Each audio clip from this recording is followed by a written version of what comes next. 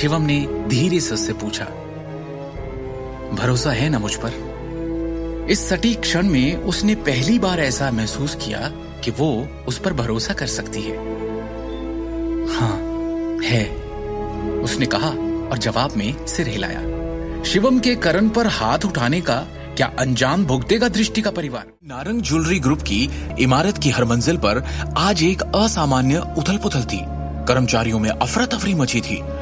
क्या चल रहा है? कॉर्पोरेशन में इतनी अफरा तफरी क्यों है? बड़े भाई साहब, क्या है ये सब?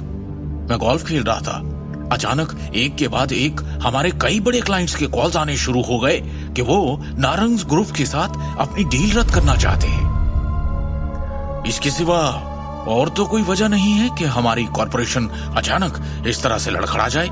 अचानक नारंग परिवार के सबसे बड़े भाई और नारंग ग्रुप के डायरेक्टर अमिताभ नारंग ने सभी का ध्यान अपनी ओर आकर्षित करने के लिए जोर से खांसी की। सब लोग बहस करना बंद करें, पहले बिजनेस की बातें करें। इस तरह की समस्या को हल करने का हमेशा एक तरीका होगा। अमिताभ नारंग के चेहरे पर आज अलग ही भाव थे। जब से उन्होंने नारंग ग्रुप के डायरेक्टर का पद संभाला, तब से कॉर्पोरेशन बिना किसी रुकावट, गिरावट या बिना किसी नुकसान के सुचारू रूप से चलती आ रही थी, क्योंकि इससे पहले कभी किसी ने ऐसी हिला देने वाली स्थिति का सामना नहीं किया था। जैसे ही बैठक कक्ष तुरंत शांत हुआ, सभी ने चिंतित भावों से अमिताभ नारंग को देखा और उनके बोलने का इंतजार करने लगे। डायरेक्टर सर, आपने जिन डेटा की कैलकुलेशन मांगी थी वो आ गई है। हमारे कितने बड़े और पुराने क्लाइंट्स ने आज के आज हमारे साथ कॉन्ट्रैक्ट खत्म कर लिया है, बताओ मुझे। डायरेक्टर सर, आंकड़ों के अनुसार हमारे नारंग ग्रुप के शेयर्स में आज 30% से अधिक की गिरावट आई है और पहले ही क्रैश हो चुके हैं। इससे छोटे शेयर धारक घबरा गए हैं और अपने शेयर्स तुरंत वापस लेने का अनुरोध कर रहे हैं। अब इसके अलावा 1 दर्जन से भी ज्यादा शहरों में हमारे ज्वेलरी के सेल्स चैनल आज काट दिए गए हैं और हमें हमारे सारे कॉन्ट्रैक्ट्स खत्म करने के लिए फोर्स किया गया है। इन सब के अलावा ईस्टर्न प्रांत की ज्वेलरी और उससे जुड़ी हुई 20 से भी ज्यादा कंपनीज, ज्वेलरी कॉमर्स एसोसिएशन और जनरल चैम्बर ऑफ कॉमर्स ने संयुक्त रूप से सार्वजनिक रूप से घोषणा की है कि वो हमारे नारंग ग्रुप का सहयोग नहीं करेंगे। अभी स्थिति ये है कि मार्केट में हमारे नारंग ग्रुप पर कोई भरोसा करने को तैयार नहीं है। अमिताभ नारंग का चेहरा ऐसे पीला पड़ गया जैसे उन्होंने कोई भूत देख लिया हो।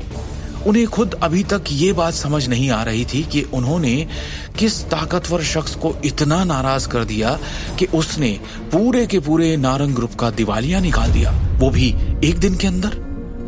उन्होंने अजीत की तरफ देखा और पूछा, अजीत, क्या तुम इस समस्या का कोई समाधान लेकर आए हो? चिंता वाली बात यह है कि कोई स्पष्ट रूप से पर्दे के पीछे के तार खींच रहा है और हमारे ग्रुप को निशाना बना रहा है। हालांकि अजीत नारंग को भी समझ नहीं आ रहा था कि क्या किया जाए। उसका चेहरा राख हो गया था। अभी के लिए हमें तार खींचने के लिए जिम्मेदार व्यक्ति का पता लगाना चाहिए। हम तब तक देख सकते हैं कि क्या बातचीत के लिए अभी भी कोई जगह है। अजीत नारंग ने असहाय रूप से कहा।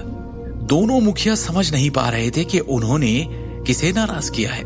आखिर किसके पास एक दिन के अंदर नारंग ग्रुप को दिवालिया होने के कगार पर खड़ा करने की शक्ति थी। ये देखकर कि दोनों मुखिया भी बेबस थे, बैठक कक्ष और भी बेचैन हो गया, क्योंकि शेयर धारक आगे की चर्चा में पड़ गए कि तभी कक्ष के दरवाजे पर दस्तक हुई और वो चश्मे वाली युवा महिला सेक्रेटरी फिर से अंदर आई। उसके चेहरे पर इस वक्त और भी ज्यादा परेशानी के भाव थे। महिला सेक्रेटरी ने गंभीर लहजे में कहा, वाइस चेयरमैन, किसी ने हमें अभी फोन किया है। वो रायजादा ग्रुप के सेक्रेटरी विक्रम टोकस हैं। इस बार वो आपसे नारंग ग्रुप के मामलों पर कुछ बात करना चाहते हैं। मुझसे बात करना चाहते हैं? अजीत नारंग ने असमंजस में उत्तर दिया। वहां मौजूद सभी लोग हैरान हो गए। आखिर क्या उस व्यक्ति को पहले एग्जीक्यूटिव डायरेक्टर सबसे बड़े भाई की तलाश नहीं करनी चाहिए? वो तीसरे भाई की तलाश क्यों करेंगे? कहीं ऐसा तो नहीं? इस वक्त सम्मेलन कक्ष में बैठे सभी लोग ये अनुमान लगा सकते हैं कि वो आदमी बड़े भाई से न मिलकर तीसरे भाई से मिलने क्यों आया होगा, क्योंकि सभी की संदेह भरी निगाहें अजीत नारंग पर जा टिकी थी। अजीत, क्या इस मामले का तुमसे कोई लेना देना है? क्या तुमने किसी भी तरह से रायजादा ग्रुप को ठेस पहुंचाई है? आगे की कहानी जानने के लिए देखिए अगला एपिसोड सिर्फ पॉकेट एफएम के यूट्यूब चैनल पर, और शिवम द हिडन वॉरियर के सारे एपिसोड्स को सुनने के लिए डिस्क्रिप्शन में दी लिंक से डाउनलोड करें पॉकेट एफएम ऐप।